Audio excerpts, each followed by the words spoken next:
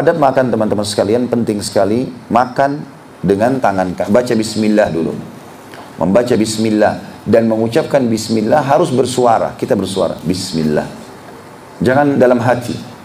Baca, karena seringkali syaitan membuat kita lalai. Siapa yang lupa baca bismillah, maka berkah makanannya diangkat dan makanan akan diambil oleh syaitan. Sebagaimana sabda Nabi SAW, kullu amrin la yubda bismillah fahuwa aqta. Semua perkara yang tidak dimulai dengan bismillah maka terputus dari rahmat Allah. Kalau makanan akan diangkat berkahnya. Dan juga sabda Nabi SAW dalam hadis sahih, kalau seseorang masuk ke dalam rumah lalu dia mengucapkan salam, maka syaitan di sekitar rumahnya berkata pada teman-temannya, tidak ada tempat nginap buat kalian malam ini karena salamnya pemilik rumah tadi, walaupun tidak ada orang. Dan kalau dia makan sambil membaca bismillah, maka syaitan berkata di sekitar rumahnya dengan teman-temannya, tidak ada makan malam buat kalian malam ini. Dan bismillah menyelamatkan dari diambilnya makanan tersebut dari syaitan. Itu yang pertama, tentunya baca bismillah, adabnya. Yang kedua, menggunakan tangan kanan. Dan ini sering kali saya kadang-kadang lagi pengajian, masih melihat di pengajian ada bapak ibu yang minum dengan tangan kiri, makan dengan tangan kiri. Ini mesti harus diperhatikan. Cuma mungkin saya tidak bisa, kadang-kadang saya tidak menegur di dalam majelis, karena khawatir nanti malah beliau-beliau ini malu. Tapi kadang-kadang juga ada yang saya ingatkan. Saya mengatakan, saya tidak sebutkan orang, tapi saya mengatakan bapak ibu ingat kalau makan dan minum dengan tangan kanan. Karena sabda Nabi SAW tegas masalah itu. Jangan kalian makan dan minum dengan tangan kiri, karena syaitan makan dan minum dengan tangan kiri.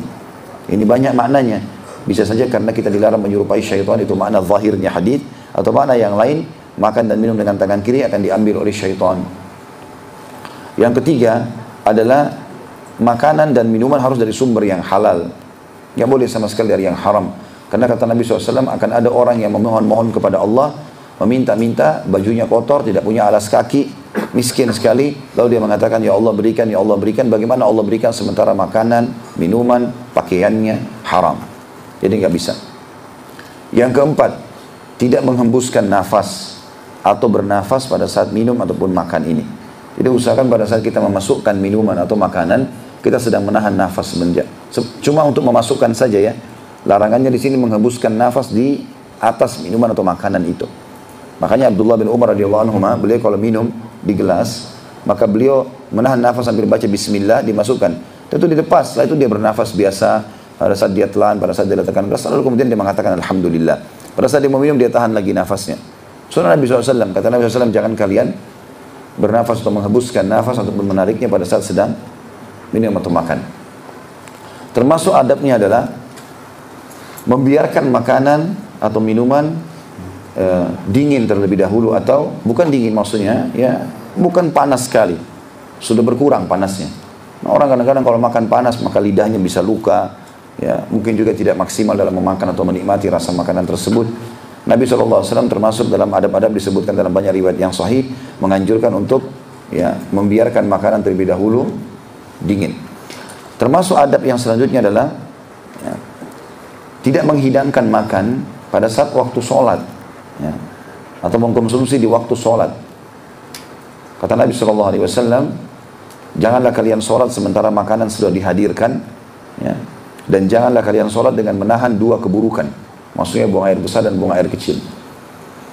Tapi di sini kita dilarang, misalnya kita lagi tahu nih sebentar lagi azan, 2 menit lagi azan, 1 menit lagi azan. Terutama ibu-ibu, kemudian hidangkan di meja makan, nasinya lagi ngepul, ya, ada tempe kesukaan suaminya, ada apalah segala macam. Lalu dia lihat, apalagi bapak-bapak incipin sedikit, terdengar azan. Lalu kemudian saya mau sholat dulu. Nanti sementara sholat bukan lagi khusyuk Al-Fatihah, tapi ingat ayam goreng dan tempe goreng di rumah. Bahkan ada larangan hadis ini.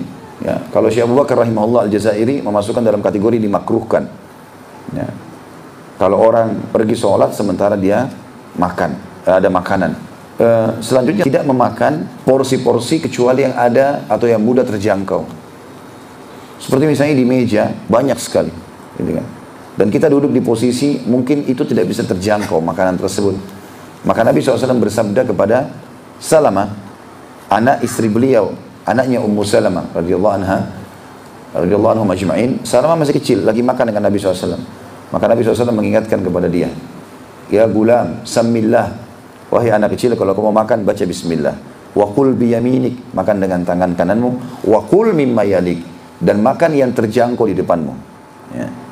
Karena mungkin akan buruk pemandangan kalau seseorang harus mengambil semua jenis menu yang ada, kemudian menumpukan di piringnya. Gitu kan.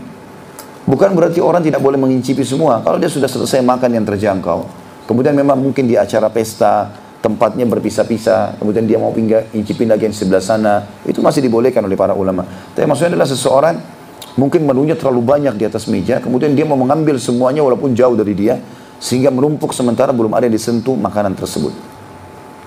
Itu yang ketujuh. Yang kedelapan, tidak boleh mubazir. Nggak boleh mubazir. Mubazir artinya mengambil lebih daripada kapasitas kita, akhirnya dibuang. Nggak ada yang makan. Ambil secukupnya. Ya, kemudian kalau seandainya dia kalau sudah selesai dan masih lapar, boleh diambil lagi. Nggak ada masalah. Menambah makanan berulang kali nggak dilarang dalam syariat, tidak ada larangannya. Tapi memakan dengan porsi yang besar sehingga atau yang banyak sehingga akhirnya mubazir, ini nggak boleh. Ini dilarang tentunya. Ya. Kemudian termasuk adabnya adalah mengajak orang lain untuk makan, berbagi dengan orang lain sebagaimana kita tahu dalam bahasan kita ini. Ya. Termasuk juga dalam adab adalah memulai dengan makanan-makanan yang manis. Nabi SAW paling gemar kalau mengkonsumsi buah-buahan itu mengkonsumsi semangka dengan kurma. Mungkin ini bisa di jus juga sebenarnya. Nabi SAW sering kali makan dua buah ini dan disatukan oleh beliau.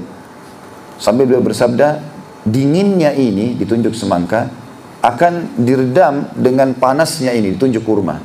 Dan panasnya ini kurma akan diredam dengan dinginnya ini. Jadi berimbang di antara dua keadaan tersebut. Ya. Kita juga tahu dalam buka puasa dianjurkan untuk mengkonsumsi yang manis-manis terlebih dahulu, baru kemudian kita memakan yang lainnya. Termasuk adabnya adalah seseorang tidak makan sampai kenyang. Ya.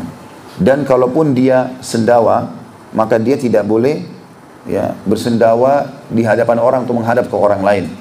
Pernah ada sahabat begitu, maka dia sendawa karena kenyang sekali, maka banyak sekali sendawanya. Kata Nabi SAW, selamatkanlah kami dari sendawahmu itu. Ya. Kalau dia begitu, terus gitu kan, orang sendawa berulang-ulang. Kadang-kadang orang tidak ada adabnya di depan orang, mulutnya dibuka, baunya pun apalagi habis makan jengkol bisa buat orang pingsan. Ya. Tapi nggak ada adab, makanya ini harusnya dijaga adab-adab.